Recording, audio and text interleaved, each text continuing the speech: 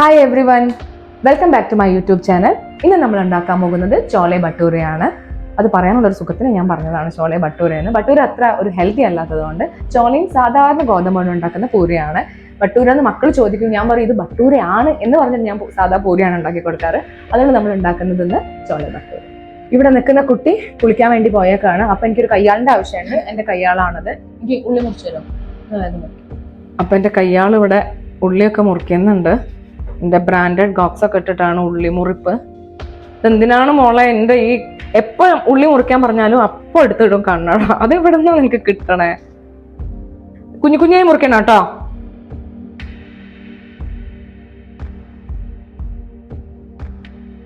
ഇതിന് വേണ്ട സാധനങ്ങൾ ഉള്ളി പച്ചമുളക് നമ്മുടെ എരിവിൻ്റെ അനുസരിച്ചിട്ട് കേട്ടോ. പിന്നെ ഇഞ്ചി വെളുത്തുള്ളി, പിന്നെ തക്കാളി, പിന്നെ ഇത് ബട എലൈച്ചിയാണ്. ഇതാണ് കാര്യമായിട്ട് വേണ്ടത്. ബാക്കി ഞാൻ ഉണ്ടാക്കുമ്പോൾ കാണിക്കാം. ഇരുമ്പ് ചീഞ്ചട്ടിയാണ് ഞാൻ ഉപയോഗിച്ചേക്കുന്നത്. അപ്പോൾ എണ്ണ നല്ലോണം ചൂടായതിനു ശേഷം അതിലോട്ട് ജീരകം ഇടണം. ജീരകം ഇട്ടിട്ട് ജീരകം പൊട്ടിക്കഴിഞ്ഞതിന് ശേഷം അതിലേക്ക് ഗ്രാമ്പൂ, കറാമ്പട്ട അത് രണ്ടും ചേർക്കണം. അത് രണ്ടും ഇട്ടതിന് ശേഷം വലിയ ഇലൈച്ചി ഉണ്ട്, വലിയ ഇലൈച്ചി വലിയ ഏലക്കായ എന്ന് പറയും. അപ്പോൾ അതൊന്ന് കുത്തിയിട്ട് അതും ഈ എണ്ണയിലേക്ക് ഇട്ട് കൊടുക്കണം. കുത്തിയിടുന്നത് എന്തിനാന്ന് വെച്ചാൽ അപ്പോഴേ ആ ഒരു എണ്ണയിലേക്ക് ഈ ഏലക്കായയുടെ ഒരു ടേസ്റ്റൊക്കെ അങ്ങോട്ട് വരുള്ളൂ. ഒന്ന് കുത്തിയിട്ട് കൊടുക്കണം. ഇതിട്ട് കൊടുത്തിട്ട് ഒരു മൂത്ത മണം വരുന്ന സമയത്ത് ഇഞ്ചിയും വെളുത്തുള്ളിയും പേസ്റ്റ് ഇട്ട് കൊടുക്കുക. ഇഞ്ചി വെളുത്തുള്ളിയും ഞാൻ ചതച്ചത് തന്നെയാണ്, പേസ്റ്റ് ആക്കിയിട്ടൊന്നുമില്ല. മോള് ഉള്ളി മുറിച്ചേക്കുന്നത് വലിയ കഷ്ണങ്ങളായിട്ട്, അപ്പം ഞാൻ അതൊന്നും കൂടെ ക്രഷ് ചെയ്ത് കൊടുക്കുകയാണ്. ഉള്ളിയും പച്ചമുളകുമാണ് ഇട്ടേക്കുന്നത്, രണ്ടും ഒരുമിച്ചിട്ടാണ് ക്രഷ് ചെയ്യുന്നത്. അവളെ മുറിക്കുന്ന രീതിയൊക്കെ കണ്ടപ്പോൾ ഞാൻ വിചാരിച്ചു വളരെ നല്ല രീതിയിൽ ഇങ്ങോട്ട് മുറിച്ച് കിട്ടുമെന്ന്. പക്ഷെ ഒന്നും ഉണ്ടായില്ല. വെളുത്തുള്ളിയും ഇഞ്ചിയും നല്ലോണം മൂത്തു. ഇനി അതിലേക്ക് നമ്മൾ ക്രഷ് ചെയ്ത് വെച്ച് ഉള്ളി ഇടുകയാണ്. ശരിക്കും എൻ്റെ മദറിൻലോ ഒക്കെ ചൂർന്നിട്ടാണ് ഇടുക. ചൂറുക എന്ന് പറഞ്ഞാൽ നമ്മൾ ഈ ഒരു സാധനം ഇല്ലേ, അതിൽ വെച്ചിട്ട് അങ്ങനെ ചൂർന്നിട്ടാണ് അവര് ഉള്ളി ഇടാറ്. പക്ഷെ ഇതിനേക്കാൾ കൂടുതൽ ഓയിൽ അവർ യൂസ് ചെയ്യും. ഞാൻ വളരെ കുറച്ച് ഓയിലേ യൂസ് ചെയ്തിട്ടുള്ളൂ. ഇഞ്ചി, വെളുത്തുള്ളി, പച്ചമുളക്, കറാമ്പട്ട, കറാമ്പ്, ബട എലൈച്ചി, ഇതാണ് ഇപ്പൊ ഞാൻ ഇതിൽ ഇട്ടേക്കുന്നത്. ഞാൻ പറഞ്ഞില്ലേ, ഞാൻ ക്രഷ് ചെയ്തിട്ടാണ് ഇട്ടേക്കുന്നത്. എൻ്റെ മദറിൻലോ ഒക്കെ ഇതിലിങ്ങനെ ചൂരുന്നതിന് എന്താ പറയാ, ഒരയ്ക്കുക. അപ്പൊ ചൂർന്നിട്ടാണ് അവർ ആ ഉള്ളിയാണ് യൂസ് ചെയ്യാറ്. പക്ഷെ എനിക്ക് അത് അത്ര ഇഷ്ടമല്ല. കുറച്ച് വെള്ളം പോലെ ആയിരിക്കും. അവർക്ക് അവരുടെ കറിയിൽ ഇങ്ങനെ ഈ ഉള്ളി തക്കാളി ഒന്നും കടിക്കാനുണ്ടാവില്ല. അതിങ്ങനെ ഒരു പ്ലെയിൻ ആയിട്ടായിരിക്കും. അതുകൊണ്ടാണ് അവർ ചൂർന്നിടുന്നത്. ഈവൻ തക്കാളി ആണെങ്കിലും ഉള്ളി ആണെങ്കിലും ഒക്കെ അവർ ചൂർന്നിട്ടാണ് ഇടുക. ഉള്ളി വഴണ്ടിരിക്കുന്നതിൽ ബേ ലീവ്സ് കൂടെ ഇട്ട് കൊടുക്കണം. എന്നിട്ട് നന്നായിട്ടൊന്നും കൂടെ ഇളക്കണം. ഉള്ളി അതിൽ മൂത്തോണ്ടിരിക്കുന്നുണ്ട്. അപ്പോൾ ഈ തക്കാളി ഇട്ടിട്ട് ഞാനൊന്ന് മിക്സിയിൽ അടിക്കുന്നുണ്ട്. മിക്സി ജാറിലേക്ക് ഇട്ടിട്ടുണ്ട്. ഇനി ഇതൊന്നും ബ്ലെൻഡ് ചെയ്തെടുക്കണം. ഉള്ളിയിലേക്ക് ഈ ടൊമാറ്റോ പ്യൂരി ഇടുകയാണ്.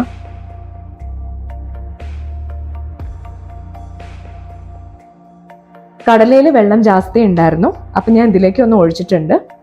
അപ്പം ഇനി മസാലകൾ ഇടാം. ഞങ്ങൾക്ക് എരിവ് വളരെ കുറച്ച് മതി. ഇത്രയും ഞാൻ ഇടാറില്ല, പിന്നെ ഒരു കളറിന് വേണ്ടി ഇട്ടതാണെന്ന്. മുളക് പൊടി, മഞ്ഞപ്പൊടി വളരെ കുറച്ച് മതി. കാരണം ആ ഒരു മഞ്ഞ കളറല്ല നോർത്ത് ഇന്ത്യൻ കറി എന്ന് പറയുമ്പം. മഞ്ഞപ്പൊടി പൊതുവെ അവർ തന്നെ വളരെ കുറച്ച് ഇടാറ്. ഒരു നുള്ളു മഞ്ഞപ്പൊടി, പിന്നെ ഗരം മസാല, ഞാൻ കുറച്ച് ചന മസാല ഇടുന്നുണ്ട്.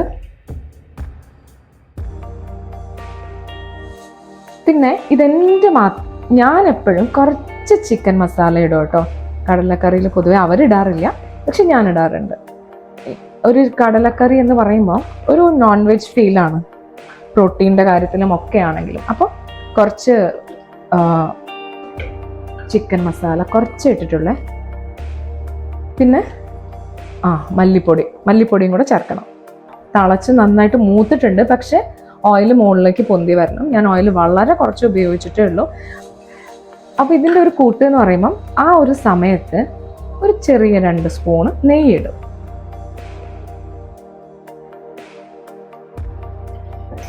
നമ്മൾ ഒന്നും കൂടെ ഇളക്കി കൊടുക്കണം. ആ സമയത്ത് തന്നെ കടല ഇങ്ങനെ ഉണ്ടയായിട്ടാണുള്ളത്. അപ്പോൾ ഒന്ന് ഇതിനെ മാഷ് ചെയ്ത് കൊടുക്കാം. അപ്പോഴേ അതിൻ്റെ ഉള്ളിലേക്ക് ആ ഒരു മസാലയൊക്കെ അങ്ങോട്ട് ഇറങ്ങുള്ളൂ. ഇല്ലാച്ചെങ്കിൽ കടല ഇങ്ങനെ കടിക്കുമ്പം മക്കളൊക്കെ അങ്ങനെ സൈഡിലേക്ക് ഇട്ടിട്ട് പോകും. അപ്പോൾ ഇതിങ്ങനെ കുറച്ച് അതിലേക്ക് ഇങ്ങനെ ലയിച്ചിരിക്കുമ്പോൾ അവരൊക്കെ കഴിച്ചോളും. അതുകൊണ്ട് ഞാൻ ഒന്ന് കുത്തി കൊടുക്കണ്ടേ. അതുകൊണ്ട് അത്ര ഇങ്ങോട്ട് ആയില്ല. അപ്പം ഞാൻ ഒരു കരണ്ടി വെച്ചിട്ട് കുറച്ച് നന്നായിട്ട് ചെയ്തിട്ടുണ്ട്. ഇപ്പം ഇങ്ങനെ ആയിട്ടുണ്ട്. മുകളിലേക്ക് തെളിഞ്ഞു വന്നിട്ടുണ്ട്. ഓയിൽ മുകളിലേക്ക് തെളിഞ്ഞു വന്നു കഴിഞ്ഞാൽ നമുക്ക് കടല ഇടാം. കടല ഇട്ടിട്ട് ഒന്ന് നന്നായിട്ട് അതായിട്ടൊന്ന് മിക്സ് ചെയ്ത് കൊടുക്കാം. എന്നിട്ട് കടലയുടെ വെള്ളം ഉണ്ടല്ലോ, നമ്മൾ കടല വേവിക്കാൻ എടുത്ത വെള്ളം ഞാൻ മാറ്റി വെച്ചിട്ടുണ്ട്. ഇനി ആ വെള്ളം ഇതിലേക്ക് ഒഴിച്ചു കൊടുക്കാം. ഞാൻ കടല വേവിക്കാൻ വെച്ച വെള്ളമാണത്. ഞാനത് ഇതിലേക്ക് ഒഴിച്ചു കൊടുക്കാമേ.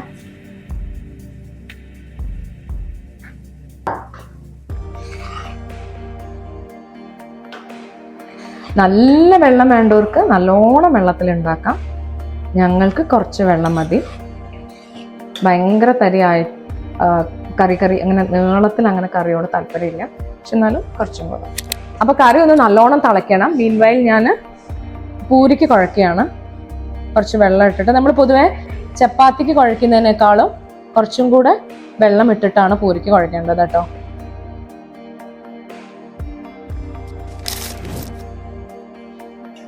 അപ്പോൾ ഓൾമോസ്റ്റ് നമ്മളത് പൂരിക്കുള്ളത് കുഴച്ചിട്ടുണ്ട്.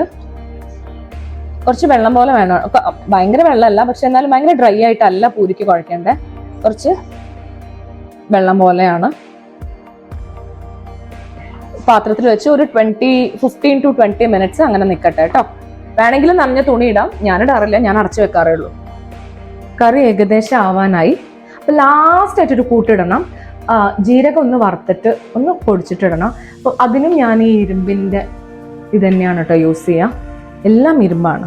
ചപ്പാത്തി ചൂടാനാണെങ്കിലും പൂരി ഉണ്ടാക്കാനാണെങ്കിലും വറവിടാനാണെങ്കിലും എല്ലാത്തിനും. ഈ കറിയിലോട്ട് ഞാൻ കസൂരി മേത്തി ഇട്ട് കൊടുക്കുന്നുണ്ട്. ഡ്രൈ കസൂരി മേത്തിയാണ്.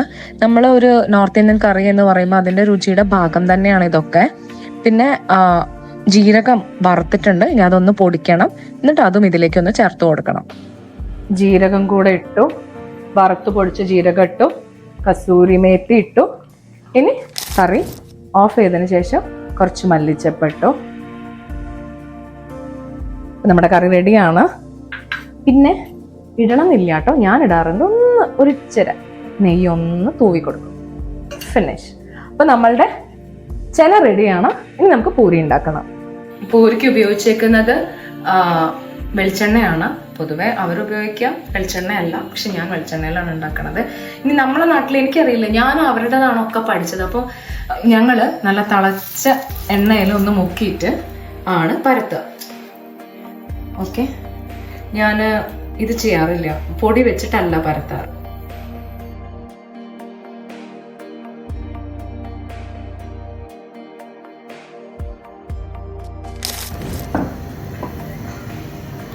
നമ്മൾ ഇതിലേക്ക് ഇട്ട് കൊടുക്കണം. ഞാൻ ഒരുപാട് ഓയിലൊന്നും ഇട്ടിട്ടില്ല കേട്ടോ.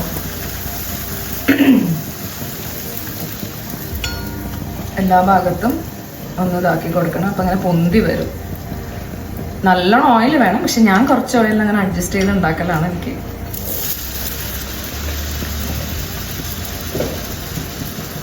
നല്ല ഇങ്ങനെ നമ്മൾ ഈ ഒരു സൈഡൊക്കെ നന്നായിട്ട് മെലിഞ്ഞതായിരിക്കണം. അപ്പോഴേ ഇങ്ങനെ പൊന്തി വരുള്ളൂ പൂരി. കറി ഉണ്ടാക്കി കഴിഞ്ഞിട്ട് അതിൻ്റെ മേലെ കുറച്ച് ഉള്ളി ഇങ്ങനെ ഇട്ട് കൊടുത്തിട്ടുണ്ട്. ഇവർക്ക് ഭയങ്കര പച്ച ഉള്ളിൻ്റെ ടേസ്റ്റ് ഭയങ്കര ഇഷ്ടമാണ്. അവരല്ലെങ്കിലും കറീൻ്റെ കൂടെ എല്ലാവരും ഈ ഉള്ളി യൂസ് ചെയ്യും.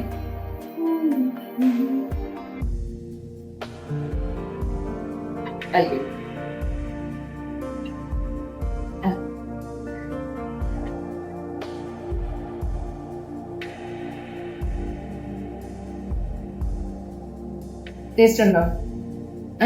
ഇഷ്ടായോ? പിള്ള മനസ്സിൽ കള്ളമില്ല എന്നാണ്. അപ്പം നിങ്ങളെല്ലാവരും ഇതൊന്ന് ട്രൈ ചെയ്ത് നോക്കണം. Thank you so much. See you again. Bye by.